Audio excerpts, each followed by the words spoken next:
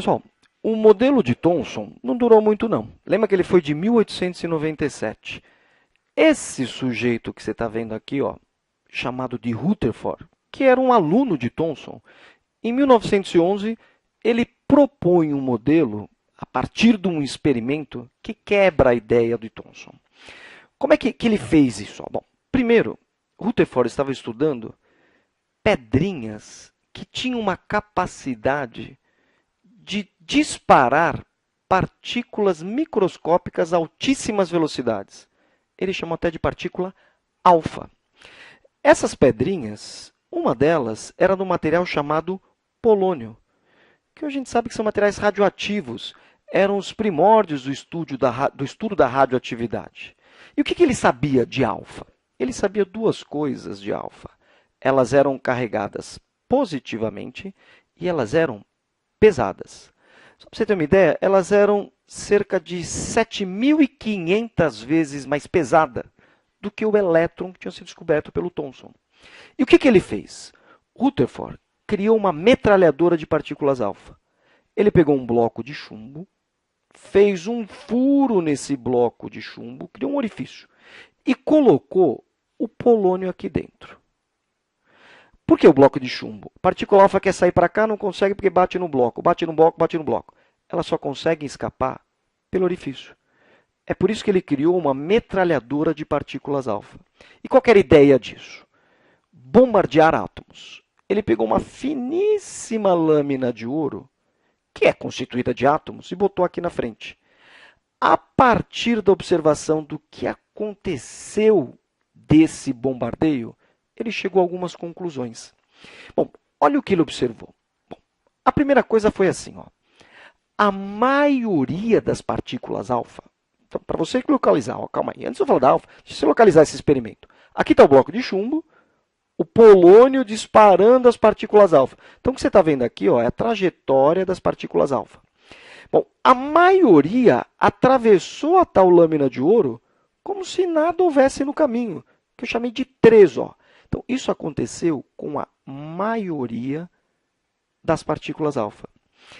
Raramente, algumas conseguiam atravessar, mas sofriam desvio. Então, isso aqui era raro. Também raro, algumas batiam em alguma coisa e voltavam, não conseguia nem atravessar. Isso também era raro. A partir dessa observação, a maioria atravessa, algumas atravessam, mas sofrem desvio, algumas não conseguem atravessar, batem e voltam.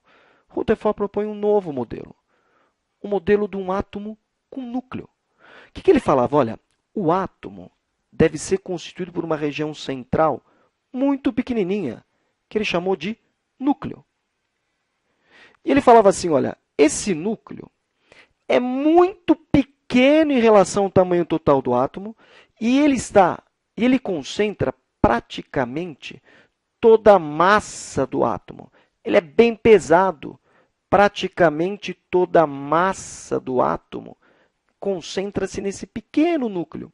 E mais, esse núcleo ele é carregado positivamente. Toda a carga positiva do átomo está aqui dentro. Aliás, um colega dele chamado Goldstein, pouco antes, tinha até descoberto que existiam partículas positivas nos átomos que ele tinha chamado de próton. Então, Rutherford falava assim, olha, os prótons que foram descobertos por um tal de Goldstein estão aqui dentro, ó, bem agrupadinhos nesse núcleo. Mas se tem algo positivo, tem que ter alguma coisa negativa. São os elétrons que Thomson havia descoberto. Esses elétrons girariam nesse espaço vazio que ele chamou de eletrosfera. Só para você ter uma ideia, ó, o átomo aqui está subdimensionado. Se o núcleo fosse desse tamanho mesmo, a gente encontraria o primeiro elétron a 1 quilômetro de distância. E até lá, o átomo é um enorme espaço vazio. Você podia falar, Celso, calma aí. Como é que daqui Rutherford chega a esse modelo? Esse é o nosso desafio. Acompanhe aqui, ó. Primeiro, deixa eu fazer você se localizar. Aqui está o bloco de chumbo. No interior, o polônio. Isso você está vendo são as partículas alfa. aqui a lâmina de ouro. Então, tá bom, você está localizado, então, beleza. Ó. A maioria atravessou. Por que a maioria atravessou? Porque não bateu em nada. Repara, ó, esse 3 poderia ser representado por isso aqui. Ó. A maioria atravessa porque não bate em nada mesmo.